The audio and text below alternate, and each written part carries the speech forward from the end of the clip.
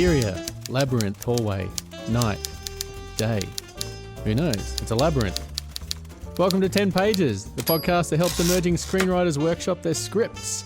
We're your hosts, Cameron Clark and Justin P. Bechtold. Thanks, Justin. Our guest writer today is Bucky Andrews. Hi, Bucky. Hello. Thanks for having me. Bucky is writing an animated children's series called Luna's Labyrinth. Sounds good. All right, let's jump into the first 10 pages, shall we? Interior, labyrinth, hallway. Night, day, who knows, it's a labyrinth. 12-year-old Luna, white blonde hair in a ponytail and yellow dress, carrying a giant battle hammer, and Ike, the 300-year-old ghost of an 8-year-old, blue with red hair, a hat with propeller and a backpack, walk/float through the labyrinth as Ike sings, "You're nobody till somebody loves you." Ike. You're nobody till somebody loves you. You're nobody till somebody cares. Ike spins, snaps his fingers and points at Luna, who giggles. A red skeletorch, a skull with flames in it that lights the labyrinth, flares up his flame and faces them angrily. Red skeletorch. Shut up! Luna raises her battle hammer and waves it at the skeletorch. Keep being rude and I'll introduce you to Gertie. I'd like to see you try. Luna swings and connects hard, sending the skeletorch flying into the distance, a trail of flames following it. New record! Their laughter is interrupted by the sound of breaking glass. Uh-oh. A nearby orange skeletorch starts to laugh maniacally. You're in trouble! Eat hammer. Luna swings at the skeletorch, who dodges by pulling itself into the wall. It reappears laughing, and Luna connects the second time, sending it sailing into the dark. Remember me! Ike cups his hands and yells after it. I won't! Luna and Ike both giggle. Oh no, Ike. We better go see what that skeletorch broke. Luna and Ike run off into the distance. Exterior, Labone's manor. The labyrinth's walls widen out, revealing a huge weatherboard manor with a skull-sized hole in one of the windows. Doesn't look like anyone's home. We should at least knock on the door and check. Come on. They walk up the porch stairs. As Luna goes to knock, the door opens on its own. Thank you, door. Ike giggles. Luna grabs Gertie and holds her tight, looking around for signs of danger before stepping into the manor. Interior, Labone's manor. It's incredibly dark. Shadows rise up from the floor. Hello? Anyone here? Yoo-hoo! It's empty, Ike. Let's go. Luna turns back to the door, but it slams shut. A creepy cackle cuts through the darkness and turns into a cough. Excusez-moi. The cackle begins again. Candles scattered around the room light themselves, revealing that the shadows are piles and piles of clothes and wigs. Atop the stairs is a skeleton dressed like a 1700s French aristocrat. It's Labones. Who are you? Labones jumps onto the banister, slides down it. He lands gracefully in front of Luna and Ike. He looks angry. You must be the horrible person who sent this tacky torch to my window. Labones points accusatorially at Luna and pulls the red skeletorch out from behind his back. It was her! Labones tosses the skeletorch at the door, which opens, then closes once the skeletorch is out. It was you, Jacques, you awful person. Now hold on just a minute. We're terribly sorry. It was an accident, Mr. Sorry, what's your name? I am not Mr. Little Ghost Boy. I am Le Bones. Les Bones? Oui, Le Bones. It was an accident? I'm Luna, and I'm very sorry about your window, but that skull was being very rude to Ike, so I hit him with Gertie. Luna holds Gertie up. Labones looks at it in awe. A la vache! You must be very strong. Perhaps you can help me, no? What kind of help? Labones whips out a comically huge map from behind his back. This is my treasure map. The map sparkles magically. Ike whistles, impressed. I have wanted to find this treasure for a long time, but I am no adventurer. I need someone with the Gertie who is muscly and brave. Labones leans in and grabs Luna's arm, making her flex and showing her little muscles. I'm not muscly. Well, I think perhaps you are more muscly than me, no? Labones rolls up his sleeve, flexing bones. Ike giggles. It's the least I can do to make up for the window. If we help you, are we even? We, even like the Steven. But I must warn you, we must cross Blackwater River, go through the snake tunnel and face the treasure's guardian. It will be very dangerous. Whoa. We face danger head-on and bop it on the noggin. Luna swings Gertie wildly as Ike shadowboxes the air, grunting. Luna strikes a heroic pose, axe on shoulder, foot up on a chair, pointing forward. Labones looks elated. Let's go find your treasure. Woohoo! Exterior, Labyrinth, hallway. Afternoon. Ike sings a song to the tune of Boogie Woogie Boogle Boy as LeBones dances. Luna watches on laughing. He's the bony wony boogie skelly of Labyrinth. LeBones does a fancy pirouette.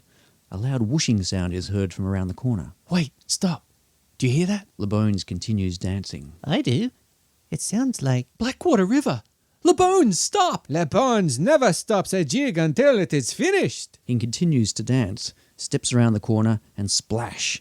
LeBones starts barreling downstream. LeBones, grab the riverbank. LeBones now looks like he's doing a synchronized swimming routine as he continues dancing in the water. He finishes. My dance is finished. Ah, I can't swim. He begins flailing his arms, sinking and resurfacing. Hold Gertie. Luna passes Gertie to Ike, holds her nose, and cannonballs into the water. Ike holds up a 10 sign and claps. You can do it. Luna swims fast, quickly catching LeBones. Grab the edge. Luna pushes him to the bank. LeBones grabs the edge and breathes a sigh of relief.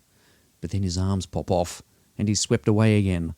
Luna follows. With one arm she grabs the empty jacket arm, and with the other she grabs Gertie?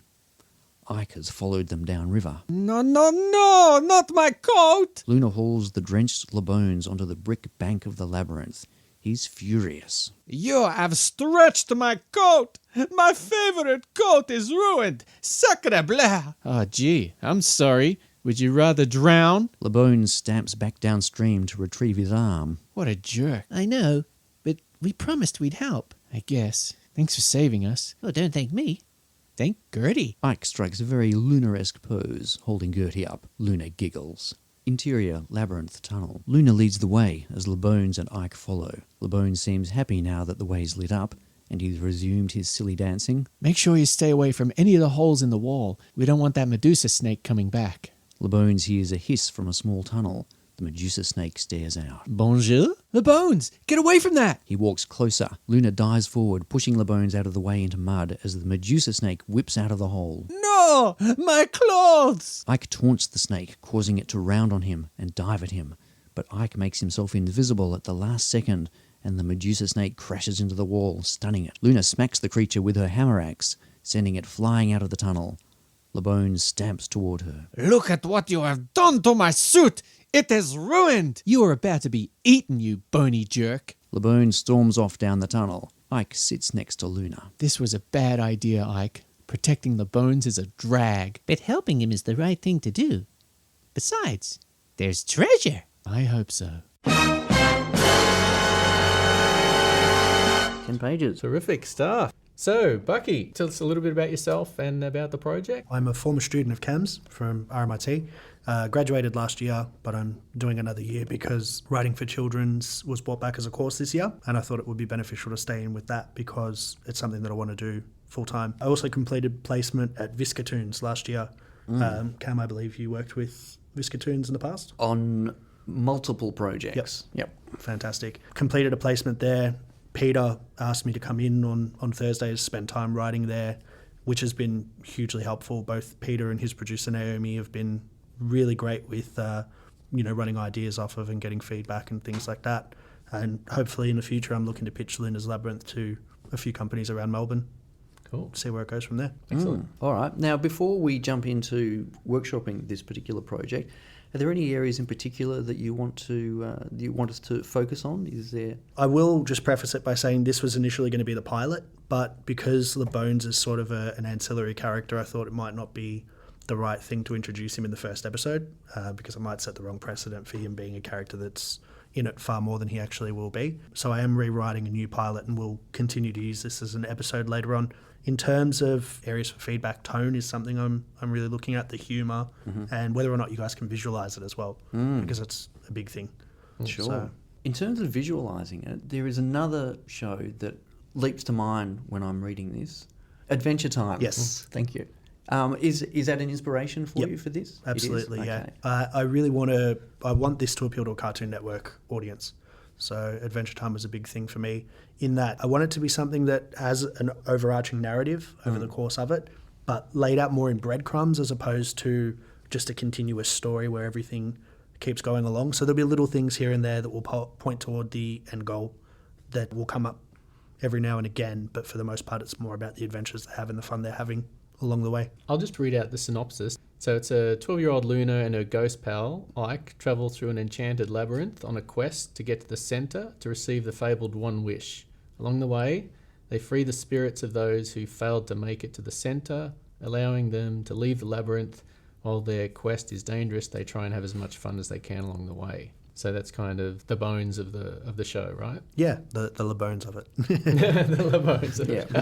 it. I'm really digging Luna's vibe, kick butt warrior-esque. Yeah. You know, kind of girl who seemingly shows no fear, but I kind of feel like that bravado has to be a mask for something, like the Disney princess Moana. She's strong and brave and confident, but she knows nothing about sailing, you know, so it's all an act. Is there something that Luna is? Absolutely. So Luna, the reason why she's in the labyrinth and trying to find the One Wish is because her grandfather passed away.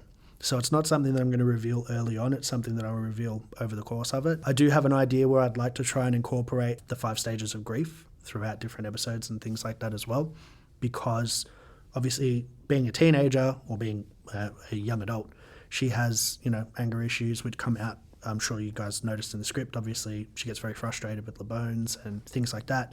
So that's something that, you know, her emotions and things like that are a big thing for it. So while, yes, she's really brave and she wants to do the right thing, at the same time, she gets frustrated easily. She has a temper. You know, she's human. She's flawed, but in the best way. So That's great, yeah. Because I think it's important, and this is stuff that you and I have talked about previously. I think, well, we all have, how important it is to make sure that characters have some kind of inner contradiction going on. On the one hand, they're this, but on the other hand, they're that. So clearly you've thought this through. definitely. Yeah, and so that's going to make your character very, very rich. It's interesting to hear you say that she has a motivation, but you're not going to reveal that until further down the track, because that's something that I really wanted to talk about. There's all sorts of stuff in this episode that I like, but to me, it feels like a second episode rather than the pilot. It feels like we need to set up some kind of goal, which you've already mentioned, for the protagonist. Because when I'm reading this, I'm coming into the first episode as it stands. I don't even understand what it is she wants, let alone why, you know, she wants it. So I don't know what's at stake.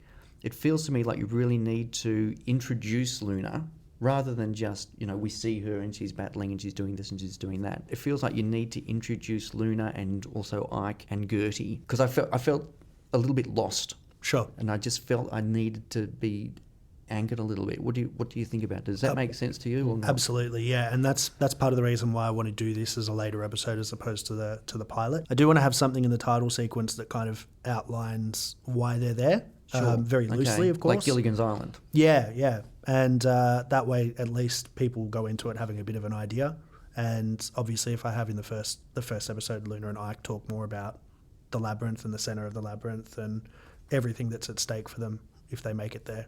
Okay. So you're saying that this, what we've just read, would not now be the pilot? Yeah, okay, I only came up with that a few weeks ago. Okay, so for the pilot, do you have an idea of what the story would actually be?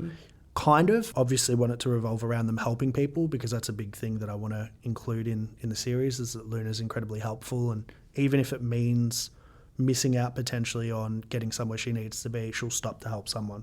So the first episode opens literally with them at a crossroads with one of the tunnels that says this way to the center of the labyrinth, but they're not sure whether or not it's a trap. They hear someone scream down one of the other tunnels. They rush off to help them. The wall closes behind them, leaving them, you know, not able to get back to that crossroads. So look, maybe it might be helpful. Let's stick with the episode that you've presented us with, and then if we've got time, we'll come back and look at what the pilot could potentially be. Well, it's interesting because I had a similar feeling in that it felt like it was more like episode 2 or episode 3, and I thought, I had very kind of some feelings about the pilot, but I thought that we needed to see Luna's life outside of the labyrinth, and and to begin with, like the reason why she needs the one wish, like what is it that happens in her village or in her life, what is it that leaves her absolutely no choice but to have to go to this forbidden labyrinth, like people are not allowed to go there, maybe no one's ever come back from there, but it's I sort of feel like it's a place that that is absolutely forbidden, but something happens in her life that she is forced, no other choice than to have to go in there because it's her mission. And I thought, possibly if the reason, whatever that reason is, if we make that reason her fault.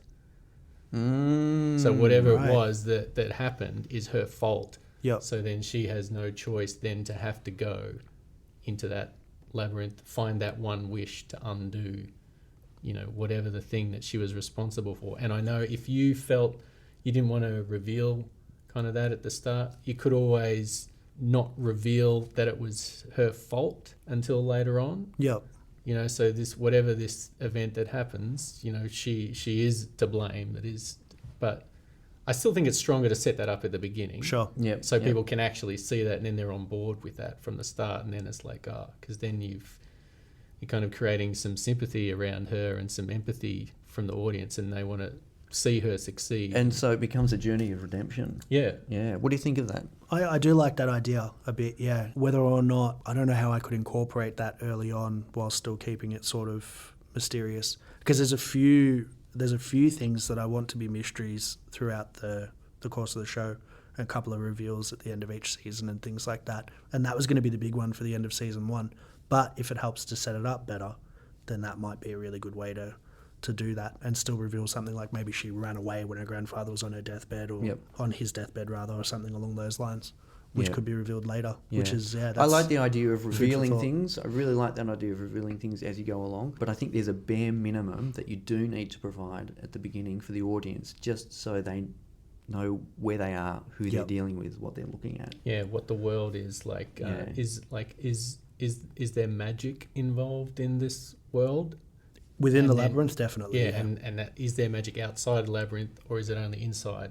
So I think, by setting her up in her normal world first, that's where we see her, and then you're setting kind of the parameters of that world, and then it becomes a very different world where all the rules that she grew up with and everything that she knew to be true is now suddenly, turned on its head inside the labyrinth. So everything that she came to depend on out there is suddenly,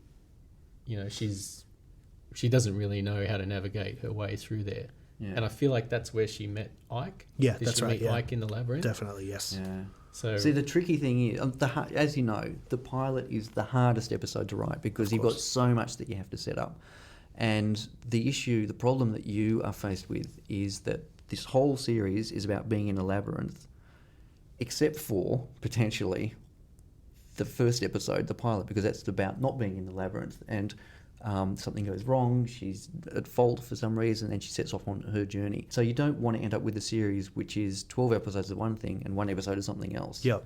So how do you get into the labyrinth quickly? It could be that we begin in the labyrinth and she's having flashbacks. Yeah, that was something I did want to do. I wanted to incorporate flashbacks as later episodes. Right.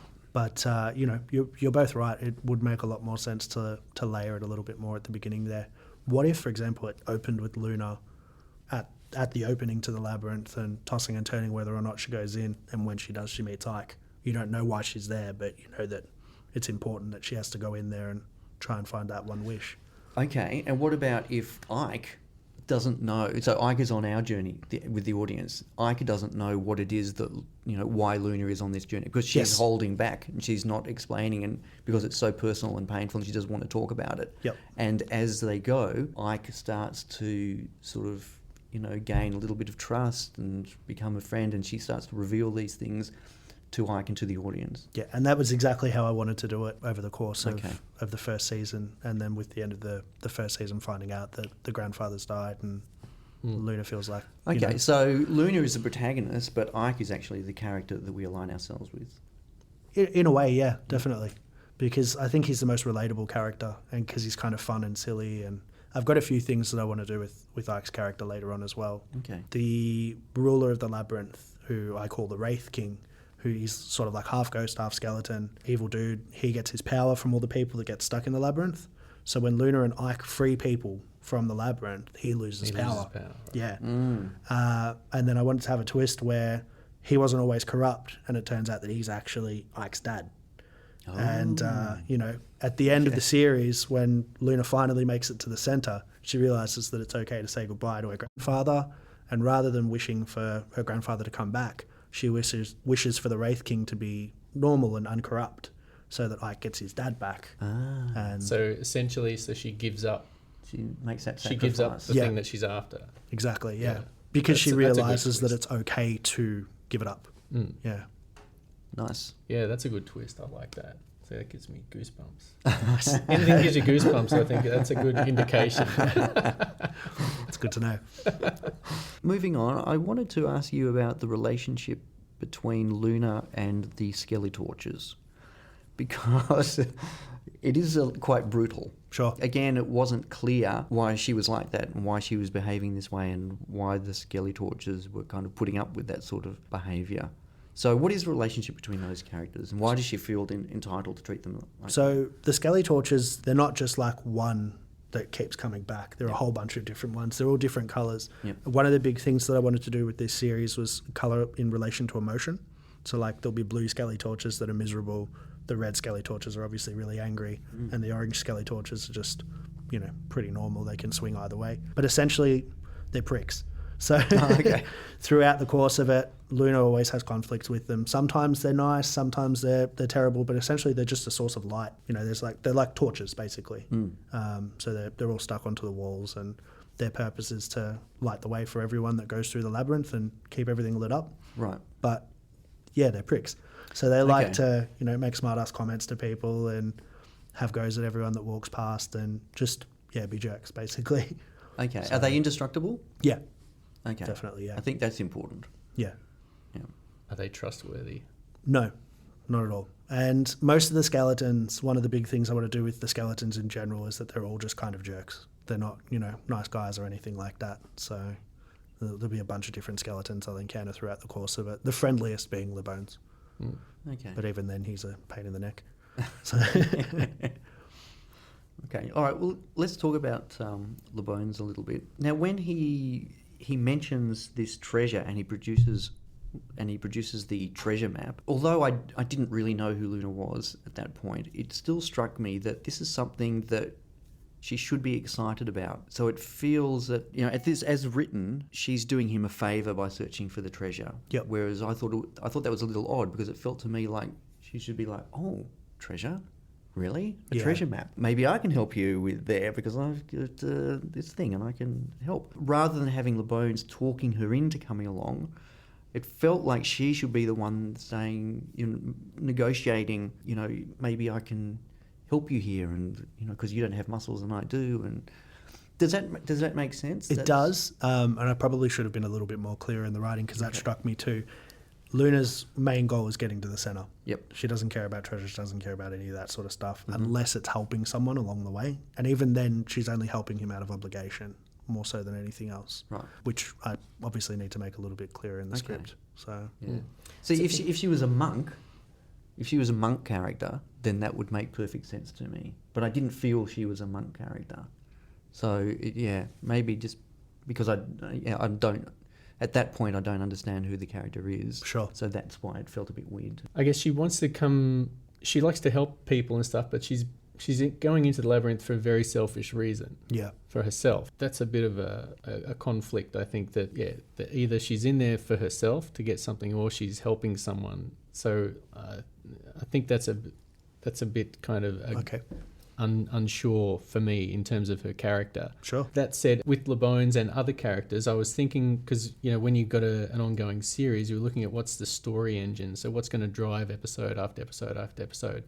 And so I was thinking, well, if Luna's goal is to get to the center of this labyrinth, which is something that presumably no one's ever done to get to that, then perhaps the characters that she meets along the way there are either there to either help or hinder her progress. But in order to get their guidance, there's always a test that she must endure, or a trapped item that she has to recover, or some kind of dilemma to reconcile for herself and that particular character. Sure. That way she's forced to help that character. So that's still the helping thing, but it's still got her selfishness as her main motivator. Yep. So she's always forced to have to help these characters overcome whatever obstacle in order for them to then point the direction of where so now this is the right path to go.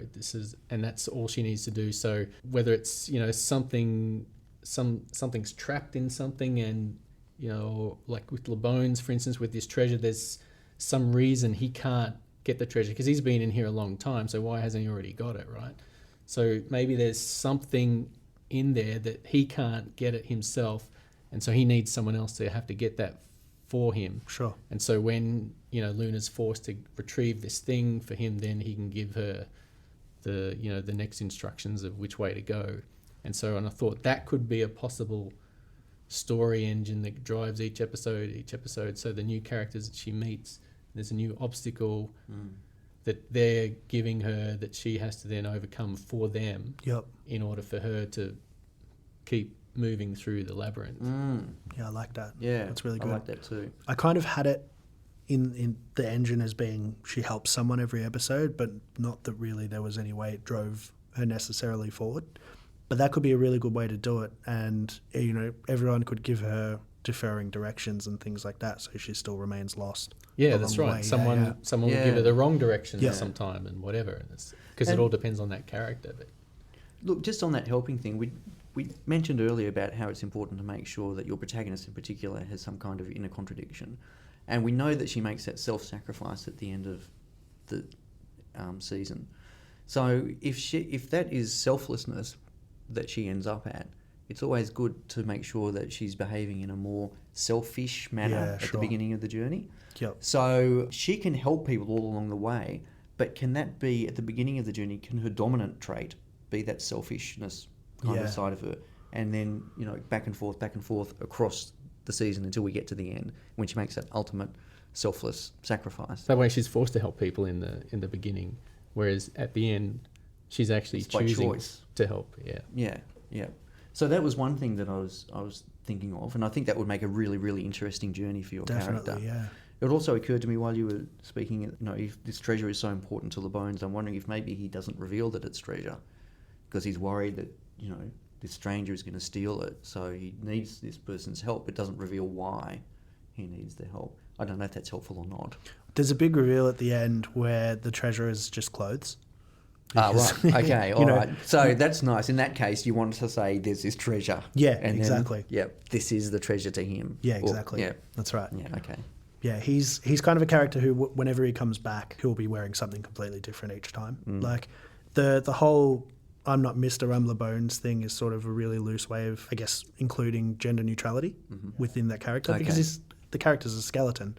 So I mean, more often than not, refer to him as he, but it wouldn't be uncommon for LeBones to rock up in a dress or any of that sort of stuff. How long is LeBones in the season? He'll pop up every now and again. He'll sort of be a recurring character that turns up and annoys them and they have to help or something along those lines, yeah. I also wanted to know a little bit more about Ike and like the relationship between Ike and Luna. What purpose does Ike serve for Luna? Like, is he a reflection of her or of her emotions or whatever? Like, so the way I've written Ike in the Bible is that he's a 300-year-old ghost of an 8-year-old. But because he's a ghost and because he's been around so long, he's actually more like an old man and a kid rolled up into one package. So he's kind of reflective of Luna's grandfather in a lot of ways, which is why when Luna goes into the snake's tunnel, Ike's waiting out the front in the armchair with the robe on, reading the newspaper, stuff like that, and while he sings show tunes. Yeah, I thought that was a nice image, yeah. All those kinds of things, yeah. So he's sort of an old guy, old soul in a young body, really.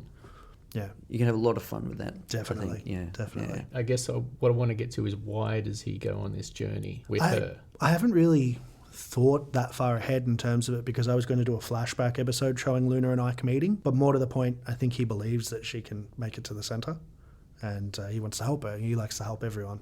So he's kind of similar to Luna. So I guess in a way I could make it that Ike's the one who insists on helping. Luna might be the one that protests. Is it a little bit like the Wizard of Oz in that once everybody gets to the centre, like they all get something that they need? Not really. I mean, it's Luna's wish is essentially what happens at the end. So it's, one group of people, they get one wish as a group. But is there a payoff for Ike? Yeah, to so have to get his dad obviously being the ruler of the Labyrinth and Luna wishing for his dad to be good again is the payoff for Ike and the payoff for Luna all in one sort of That's right, 'cause package. Yeah, his dad is the... There was a particular moment in this where LeBones gets scared. I think it might have been with the snake, Yeah. going into the snake tunnel. I think the snake tunnel was only mentioned once previously, and by the Yes. time we got there, I'd forgotten. right. So it felt to me like there was a moment there where we needed to set up more in the script that this was a scary thing. So it made sense that LeBones was frightened. So that's just a small technical thing. Sure. But it's a little bit indicative, I guess, of the broader issue that you've got where in that you've got stuff happening that hasn't been set up. It's almost like we're just going to pay off without setup. Gotcha. Okay. So that's a really easy fix. Like Yep. that particular instance, you could do it with a sign or like literally like a sign on a stick or, Yep. or something. But yeah, I think that's just something to keep an eye on. I think also it's important to have setbacks. You don't want them to have them face a challenge and and them just overcome it, and then that's the end of it. You kind of feel like they have one shot at trying to overcome it, and then it backfires. Yep. And so then she starts doubting herself and whatever, and then maybe it's Ike's purpose to then pump her back up again, and then they give it a second try, and then the second try is when they overcome it eventually or whatever. You don't want to make it too easy for her to achieve these obstacles and stuff in order for it to really pay off down the end. And I think from episode to episode, as long as you've got those little areas that you're setting up, whether it's LeBones, the snake tunnel or whatever, like maybe, they don't get there because of whatever reason, but then eventually they do, but like, I feel like you need to put some more obstacles in there Sure. for those challenges that's gonna be a setback for the character. So then it just makes it, once they start doubting themselves that they can actually do it, then I think, it's probably, that's going to make it a stronger result when they actually do overcome it. The way I sort of envisioned it was that LeBones is the obstacle. Like every time they come across one of the things that he says, something happens with him that causes a problem. So like, for example, he falls in the water and Luna has to rescue him. He won't go into the tunnel. After they come out of the tunnel, LeBones sits down and goes, I'm not moving anymore. You have to carry me. And Luna basically says, nah, that's it. I'm out, and leaves him and Ike together. There's another character who comes in later called Boney Joe, who he's like the janitor of the Labyrinth. He's, big orange boiler suit, pushes a broom around, cleans up mess, usually after Luna and Ike. Right. But he's also like a real sage character, kind of gives Luna advice. Right. So Luna sees him and talks about how she got really angry and lost her temper and stormed off. And he tells her that it's okay and that the reason why Ike's not siding with her isn't because he's not on her side, but it's because he understands more, he's older, he's lived through a lot more things than Luna has, and knows that when you need to do the right thing sometimes, if you're helping someone and paying someone back for something you did, sometimes you have to put up with a little bit to do that. Right. Sure. Yeah. Okay. Did you have any questions in particular that you wanted to... What did you guys think of the humour of the piece? Was it something that you thought was funny and you could visualise pretty easily on screen? Yes. Absolutely. Like as soon as the Adventure Time thing clicked for me, then there's a particular kind of attitude that I was sort of reading into it. Yep. Well, maybe not just reading into it, maybe it's there. For me, I was visualising that kind of style, that kind of animation style and those kinds of voices. So that's where I was coming from with the reading, and that worked. Sure. For me. Fantastic. What did you think? Yeah, I like the tone of it. I like the visual element. Like I really love LeBone's arm popping off when they're trying to rescue him. Like those kind of little things. Like they were funny, and it also puts the character into more peril and stuff. So I kind of like those areas. The only thing I would just say is I just don't feel like I got a sense of Ike. Yep. At all. That's like, true, yeah. Ike Gotcha. just seems like a very ordinary, generic kind of character at the moment. Like, Luna's very clear. Yep. LeBones is very clear. But even the Just- Skeletorches, even they're very clear. The only Sure. one I wasn't clear about was Ike, like his personality or anything. It just seemed very kind of generic at Gotcha. the moment. Yep. That's a really good point, actually. And if that's going to be the character that the audience aligns themselves with, then I think it's really important to put a bit of work into that character. Gotcha. And make sure that that character has some kind of contradiction and, has particular traits, strengths, weaknesses and all that kind of stuff. So yeah, that's certainly a bit of homework that you can Definitely, do. yeah. Yeah, You guys have given his attitude, because all those other characters have got really great distinctive attitudes. But Another thing that I really enjoyed was, as you know, when you're writing animation, you need to make sure that you're thinking visually and you're creating action and images for the animators, and you've put some effort into that. That's there, you know, with the bones and the river and all that, hitting the torches. So that's, you know, as long as you keep doing that, then I think it'll be great. It's really good to know. You guys are giving some excellent feedback and some real food for thought to go back on and look at how the episode is. So it's good. Excellent. All right. Well, Excellent. look, we are nearly out of time, so please thank our guest writer, Bucky Andrews, and good luck with the rewrites. As always, everything discussed today in 10 pages remains your own intellectual property, and you reserve the right to use as much or as little of it as you like. And to any writers, producers, directors, or investors who are listening to this podcast who may be interested in collaborating with Bucky, how can they reach you? My email address is buckyandrews8@gmail.com. That's the easiest way to get on. I don't have a website or anything like that set up yet. I'm not quite that fancy. All right. Beautiful. So our listeners out there, if you have a project that needs development, email your log line, a brief synopsis, and your first 10 pages to 10 pages. That's the number 10, not the word. 10 pages podcast@gmail.com. Thank you very much for listening, and keep on writing.